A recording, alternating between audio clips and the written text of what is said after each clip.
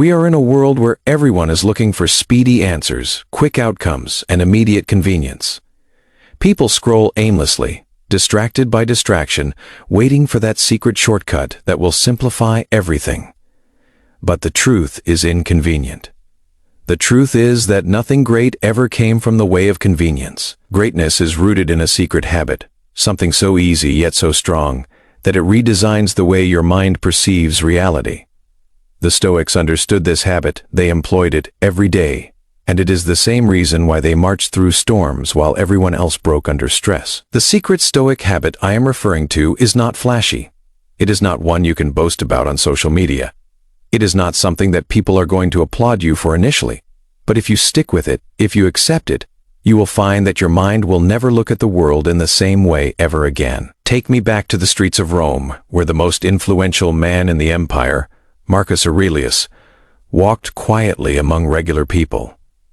All of his money, all of his power, all of his authority, and he lived with self-control. He dressed plainly. He ate plain food. He chose discomfort on purpose in a life that might have been one of excess. Why? Because he understood the secret habit that transforms the mind forever, voluntary discomfort. The skill of voluntarily doing what is difficult when you do not have to. The skill of applying discipline while convenience is readily accessible. Marcus Aurelius knew that if you let convenience dictate to you, your mind weakens. But if you train yourself to accept inconvenience, your mind is unbreakable. Now stop for a moment and reflect on your own life. How many times do you grab convenience without even knowing it? When you are tired, you grab the phone. When you are unhappy, you anesthetize yourself in distractions. When you are bored, you seek paltry entertainment. Every single time, you take the easy route. And every single time, your mind acquires weakness. The secret Stoic habit is the reverse of this process. It is the willful effort to embrace difficulty. The effort of making life unnecessarily harder so that when actual storms arrive, you are ready. Seneca also used this habit. In his letters, he wrote about sleeping on the floor, dressing in coarse clothes, and eating coarse bread only. Even though he had the best luxuries available in Rome, he instructed, "Cut out a certain number of days on which you shall be satisfied with the barest and cheapest of food and garments, and coarse and rough, and say to yourself, 'Is this the state that I dreaded?'" What was he doing? He was rewiring his brain. He was conditioning himself that comfort is not a requirement. It is a liability. He was convincing himself that he could exist and even flourish without opulence. That is the secret Stoic routine that revolutionizes the mind once and for all. Consider this profoundly. The moment you exercise deliberate discomfort, you are shattering chains of dependency. You are informing your mind, "I don't need comfort to live. I don't need pleasure to be alive. I don't need approval to be worthwhile." And when your mind gets this, nothing external to you has any control over you any longer. This is why the Stoics were so unbreakable. This is why they were able to survive exile, loss, suffering, and even death without shattering. Now consider your surroundings. Modern society is designed to keep you comfortable. The mattress is plush, the food is convenient, the entertainment is endless. But here is the catch. The more comfort you indulge in, the weaker you get, the less you can handle life when things go against you. One little rejection and you are crushed. One failure and you give up. One word and you lose your temper. Comfort has conditioned you to be weak. The Stoics conditioned themselves otherwise, and they accomplished it by this one secret habit. Picture this. You wake up tomorrow and consciously take away something that comforts you. You take a cold shower instead of a warm one. You eat plain, simple meals instead of something decadent. You walk instead of drive. You sit in quiet instead of reaching for your phone. Your body initially pushes back. Your mind yells for comfort. But if you hold on to the discomfort, something amazing occurs. You understand you can live without it. And then, gradually, you begin to notice that you are tougher than you believed, that your mind is not weak, that your power does not reside in the world, allowing you everything you desire. That is where the rewiring starts. That is where you move into the concealed strength, the Stoics found thousands of years ago. Epictetus was born into slavery and was familiar with discomfort. Yet, rather than fleeing it, he utilized it for training. "Difficulties show men what they are," he said. He accepted hardship as a mentor, not a penalty. That is the gist of the secret Stoic practice. It is not about evading comfort for good. It is about conditioning your mind so that comfort no longer masters you. It is about feeling that you can say, "I can live with it, and I can live without it." That kind of freedom is invaluable. That freedom renders you untouchable.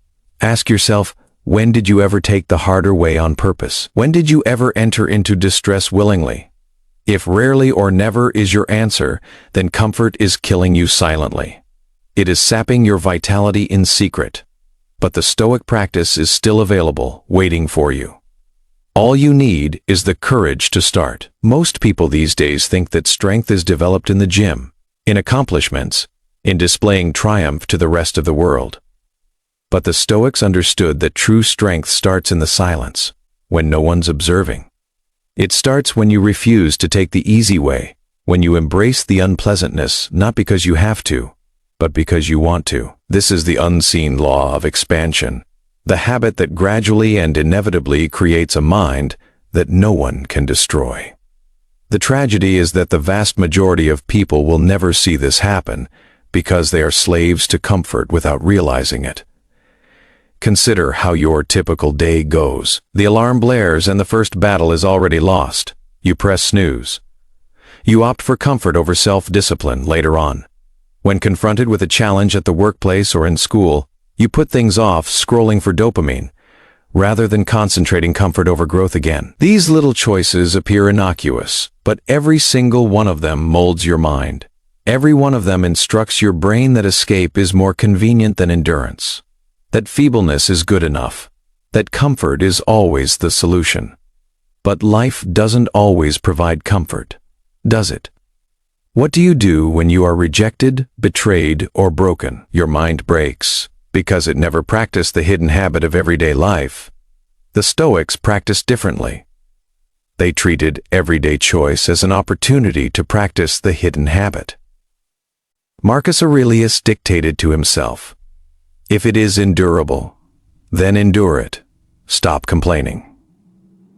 He wasn't writing for other people. He was reminding his own mind that perseverance is a decision, that toughness is constructed in each moment you defy the lure of convenience. This is why he was able to govern an empire in wars, plagues, and betrayals without losing his mind. He conditioned his mind with each day's voluntary hardship. He practiced adversity so that adversity never mastered him. Contemporary psychology today attests to the fact that Stoics understood it hundreds of years ago. When you subject yourself to discomfort on a voluntary basis, your brain remaps. Neural connections get more solid. Your stress tolerance increases. You develop resilience not through reading about it, not by desiring it, but through living it. The Stoics lacked neuroscience, but they possessed wisdom, and they demonstrated through their existence that the practice works. Imagine this: Seneca, one of the wealthiest men in the world, on the floor of his villa with a coarse blanket to keep him warm. His servants might have stared at him in bewilderment. Why would an affluent philosopher descend to these levels? Seneca knew the truth. If you never know hardship, hardship will ruin you. But practice not having it, and you find you don't need much. And that is freedom. The mind is transformed once it knows it does not rely on luxury, approval, or easelets. Make it personal to you. Picture fasting for a day when you don't need to. Your body is weak. Your brain aches for food. But in that discomfort, you learn a lesson. Hunger is not the end of you. Imagine opting for silence rather than filling every gap with noise. In the beginning, the silence seems intolerable, but after that, you realize that your thoughts are not as scary as you thought. Imagine sleeping on the floor for one night. Your back hurts. You miss the comfort of your mattress, but in the morning you find yourself alive and you are stronger. These are not punishments. These are practices.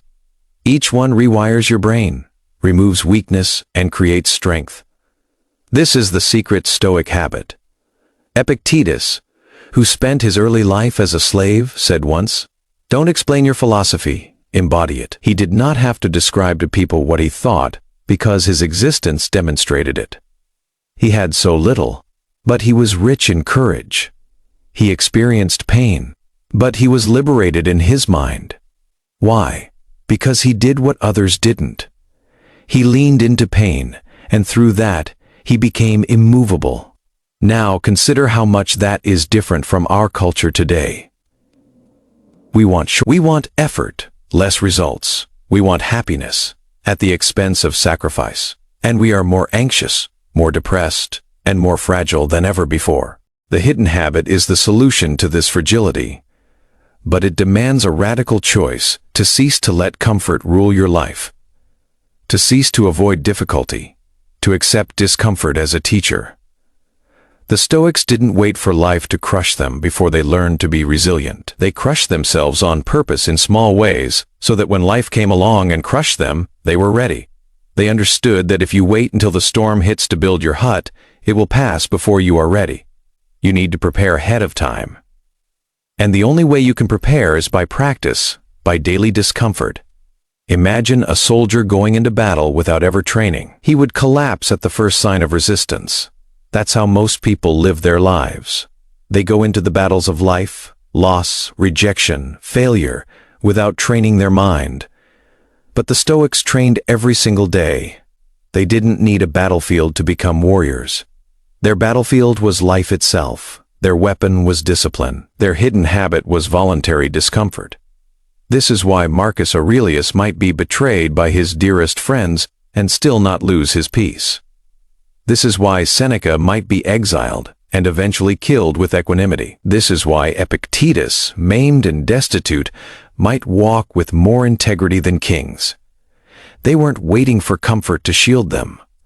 They had already erected something much greater, a mind that was free, unbreakable, untouchable. And here is the reality you have to embrace. You cannot escape suffering in life. Comfort is not going to shield you from pain. It will simply make the pain intolerable when it finally arrives. But if you train through discomfort now, you will be prepared. You will persevere, you will emerge, and you will know that the tempests of life were never intended to break you.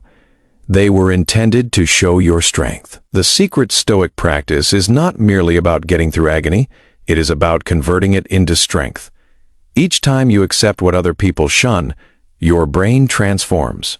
Each time you opt for control over convenience, your brain gets razor sharp. Each time you embrace the more challenging route, you prepare yourself to be a person who can't be broken. And when you've known that shift, when you've seen that your mind is no longer built on comfort, you know the truth. This habit does not merely transform you, it liberates you. There is something deep that strikes you about the understanding that comfort doesn't make you stronger, but softer.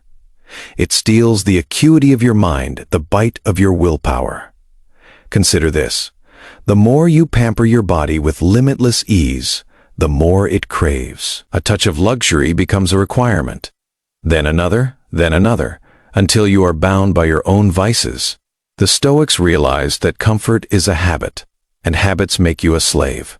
That is the reason why they exercised this secret habit, to shatter those shackles before they wrapped around their minds. Seneca long ago cautioned, "If you fashion your life according to nature, you will never be poor, if according to men's opinions, never rich."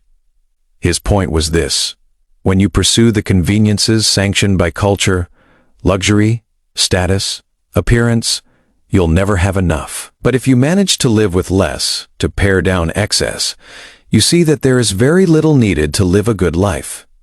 This is the lesson that modern society shies away from. But it is the very essence of Stoic development. Ask yourself now, when was the last time you were bored without going to your phone? When was the last time you sat quietly, rather than immersing yourself in noise? When was the last time you let yourself get hungry? Let yourself get tired, let yourself get uncomfortable, without immediately seeking to remove it. Most people can't remember, because we've trained ourselves to never feel discomfort, and in doing so, we've trained ourselves to never feel alive. The secret Stoic habit stops this cycle. By cultivating discomfort of your own choice, you establish a mental distance between you and your desires. You become aware that you are not your hunger, not your moods, not your whims. You are something more, something greater. Epictetus lived this always, he wrote. No man is free who is not master of himself and self. Mastery is not possible if you are a slave to comfort. Take Musonius Rufus, whom people called the Roman Socrates. He was banished several times, divested of rank, and compelled to reside in remote areas far from Rome. But he flourished. He lectured in philosophy even in exile. He did not regard hardship as penalty, but as practice. His secret practice was obvious. He accepted hardship as training rather than utter. Why me? He asked. How can I utilize this? That question is the mark of a Stoic. Now let's bring this into modern terms. Imagine you are working on a difficult project. Your mind gets tired, and the easy thing is to quit, to walk away, to distract yourself. But the hidden habit is to sit with that discomfort and keep going. Every time you do, you are not only completing a task, you are rewiring your brain for toughness or exercise. You might quit when it hurts, but if you lean into the pain, you are learning that your body is not your owner or relationships. Rather than shying away from the hard conversations, you lean into the pain and you become stronger, tougher, truer. These small choices build a mind that is ready for life. Marcus Aurelius reminded himself all the time, you have power over your mind, not outside events. Realize this, and you will find strength. Comfort makes you think that you require everything around you to be gentle, easy, and agreeable. But the Stoic practice turns this expectation on its head. It conditions you to understand that strength lies within you, and it increases when you release the world from the expectation of providing comfort to you. But here is the toughest truth. Others around you will not get this habit. They will observe you opting for discomfort and perceive you as peculiar. They will observe you walking away from luxury and perceive you as silly. They will observe you being disciplined when they are being indulgent and feel threatened by it. But that is part of the training too. To walk the Stoic way is to tread a way few care to tread, and the prize isn't applause, but liberty. Consider, an individual who is unable to bear fasting is a slave to food. An individual who is unable to bear silence is a slave to sound. An individual who is unable to bear rejection is a slave to approval. But the Stoic who exercises the unobtrusive habit is free. They might love food, but they don't require it. They might love noise, but they can survive without it.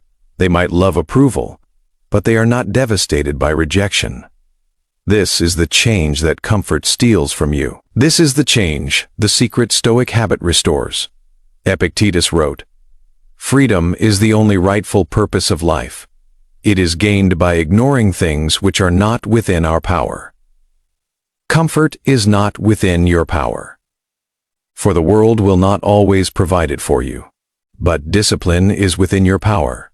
For you can decide to habituate yourself to discomfort at any time, and that is freedom. Now, take a step back and think. If you took away all your comforts, who would you be?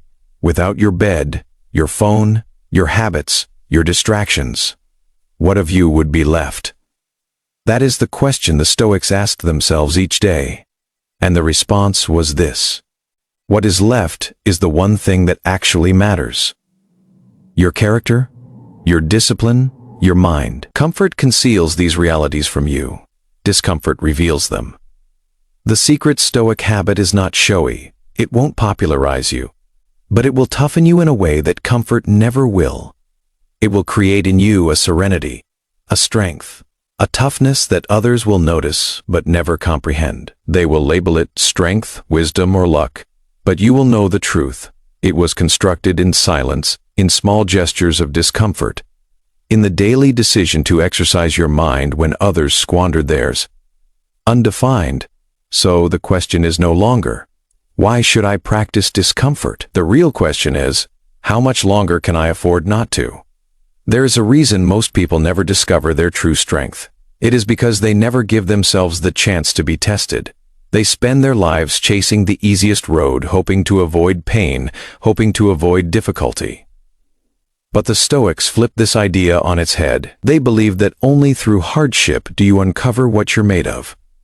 And if life doesn't give you enough adversity, then you have to manufacture it yourself. That is the key. That is the secret habit. Consider the fire. If you never feed it wood, the flame extinguishes. Strength is the same. If you never challenge yourself, your inner flame dwindles. Comfort starves the flame. Discomfort nourishes it. This is the reason why the Stoics searched for means to practice hardship even during times of peace. They did not do this to punish themselves. They did it so that they can remain alive in the fullest sense of the word. They did it so that they can maintain their inner fire. Seneca long ago put it this way: a gem cannot be polished without friction, nor a man perfected without trials. That is a more than apt quote. It is a caution. Take away all the friction in your life, and you are still not polished. You are still dull, brittle, not ready. But when you embrace friction, when you do the secret habit, you cut yourself sharp. You are a person who glows in the dark because the dark doesn't scare you. Consider Marcus Aurelius. He didn't merely talk about perseverance. He practiced it. His life was rife with wars, epidemics, and treasons. He buried children, lost friends, endured continuous ordeals, and in his meditations, there is no bitterness. There is no broken man by suffering. There is a man reminding himself on a daily basis that life is struggle, and struggle leads to greatness. Why? Because he had prepared for it many years ago. His day, 2-day sacrifices, his habitual practice of suffering, conditioned his mind to be calm, regardless of which tempest engulfed him. Now contrast that with our contemporary lifestyle. A minor setback, a slow internet, a late shipment, an uncomfortable seat, and we're upset. We grumble, we rant, we feel robbed. What does that say? It exposes how vulnerable we have become. It exposes that not only has comfort loosened our bodies, but it has loosened our minds as well. And if we continue in this condition, then what happens when actual storms come? What happens when loss, failure, or tragedy comes knocking on the door? Most will break, but the Stoic, conditioned by discomfort, will survive. This is why Epictetus instructed his students, difficulties are things that show a man what he is. He was not idealizing suffering. He was instructing that adversity is the mirror of the soul. Without it, you never really get to see yourself. But with it, you find strength you didn't know you had. This is the change the secret habit provides. It reveals to you who you are, by removing who you think you are. Think of it like this.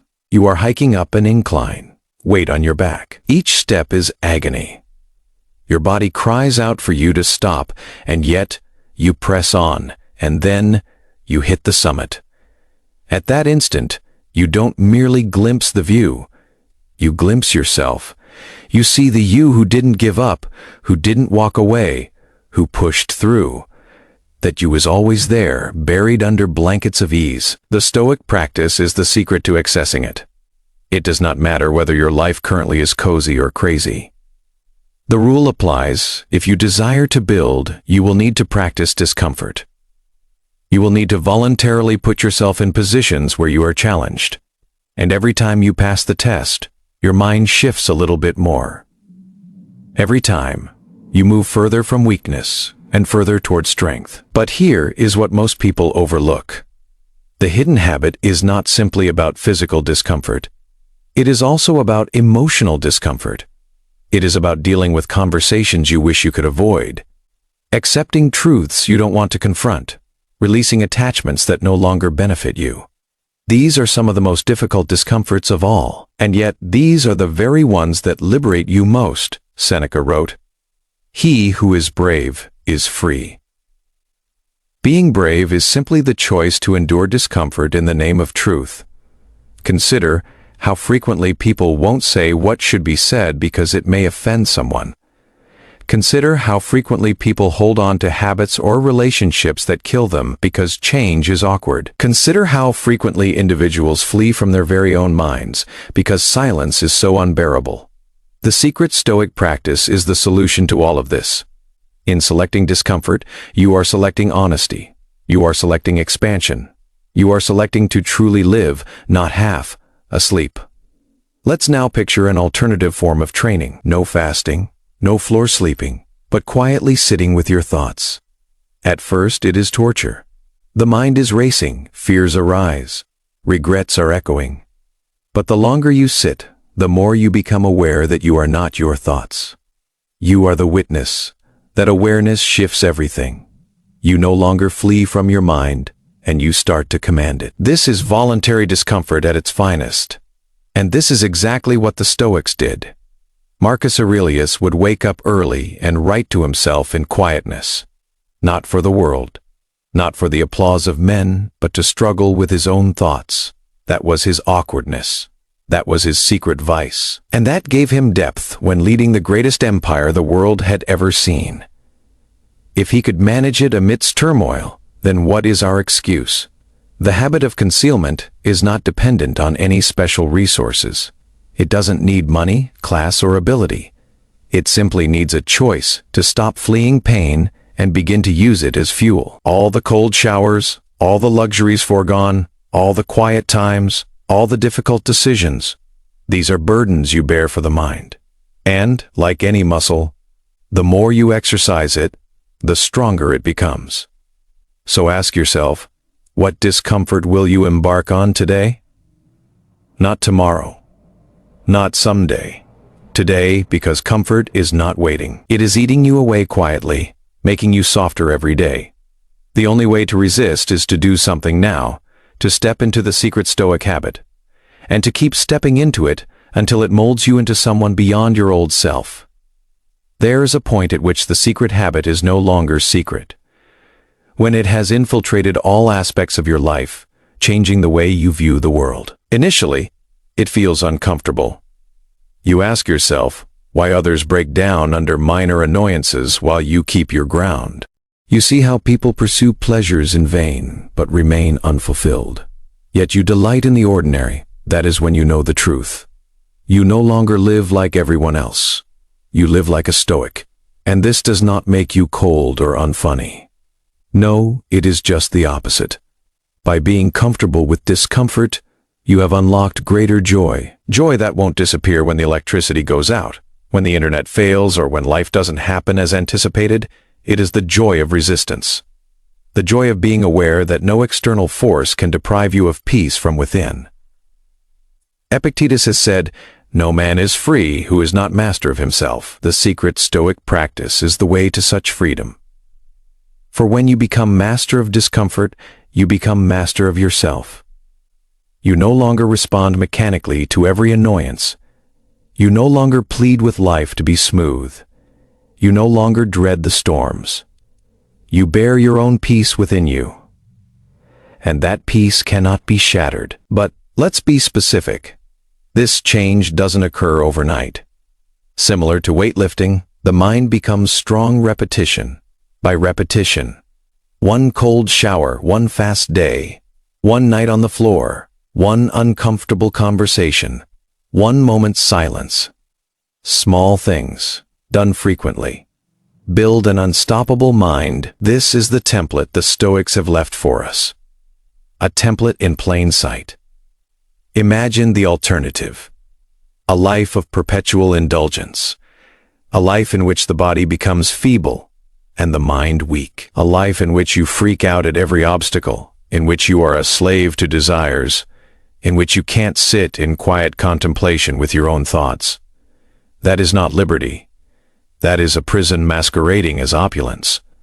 And unfortunately, it is the prison that most people are living in today. The Stoics would glance upon our world and shake their heads. They would behold us swimming in plenty but starving for sense. They would observe us afraid of boredom, afraid of pain, afraid of anything that is real, and they would whisper, "No wonder you suffer, for comfort is not the cure, it is the sickness. The hidden habit is the remedy." And here is the paradox. The more discomfort you get used to, the less discomfort masters you. The more you confront what makes you afraid, the less fear has dominion. The more you release comfort, the freer you become. This is how the Stoics were not shattered by adversity. They had already practiced it. Death, loss, poverty, suffering. They had confronted those in imagination, and often in their everyday exercises. So when the real thing came, they stood unshaken. Seneca once instructed, "Set aside a number of days during which you will be satisfied with the most frugal and inexpensive diet, with coarse and rough clothing, repeating to yourself continuously, 'Is this the state I dreaded?' That is the secret habit. It is practice. It is practice for life's knocks, so that when they come, you don't fall apart. Rather, you smile and say, 'I was prepared.' Now picture what it would be like to live like that. Picture yourself training your mind to stay sane when everyone else goes crazy. Picture yourself gaining strength from simplicity, comfort from discomfort, and clarity in stillness. How would your life change? How much stronger, freer, and happier would you be? That is what the secret habit promises. And it is available to you if you will start. But will you start? Most will not. Most will listen to these words and say, "Interesting." Then go back to their comfortable habits. They will wait for that perfect moment to begin. They will remind themselves they are too busy, too weary, too preoccupied. And meanwhile, comfort will continue its quiet destruction. Don't let that happen to you. The Stoics didn't wait for ideal situations. They made them. They cultivated the practice in tiny increments. Day by day, you can too. Miss one meal, take one cold shower, walk rather than drive. Sleep on the floor without a pillow. Sit in silence for 10 minutes. These are not acts of heroism. They are minimalist. But minimalist doesn't equal minimal. Minimal is where the magic starts. And then, something changes. You start to look at challenges not as obstacles, but as chances to develop. You start to realize what Marcus Aurelius meant when he wrote, "The impediment to action advances action. What stands in the way becomes the way. Every challenge becomes fuel. Every hardship is a lesson. Every discomfort is freedom." That is the Stoic life. Not a life of no pain, but a life of no fear. Not a life of no struggle, but a life with struggle that is worth it. Not a life of unending luxury, but a life of unbending fortitude. And that is what the secret habit can provide. And as you walk away from these words, keep this in mind. Comfort is not your ally. It speaks softly of protection, but serves weakness. It speaks of happiness, but leaves you hollow. The secret Stoic habit is the cure. It is how to be who you were meant to be. Not broken, but solid. Not bound, but liberated.